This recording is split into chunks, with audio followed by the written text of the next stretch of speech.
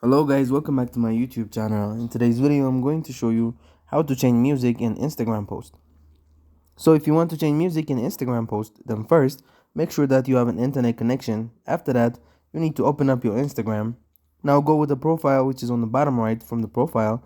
You can scroll down and then select the post in which you would like to change the music. So for example, I'll go with this one, then go with the top right of that post, which has that three dots, and then tap on edit once. You tap on it, you will have add collaborators or add location, add AI label, the product details or tag people, or edit all text or your caption right.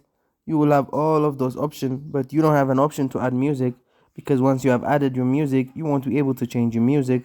But if you have not added any music to it, then you will be able to add music. But if you have already added while posting, then you won't be able to change or delete that in order to change the music. You can just simply go and delete the post itself. And after that, again, post the same photo or video with your new music. So that's it. Thank you guys for watching this video. If this video was helpful, don't forget to like and subscribe to my YouTube channel.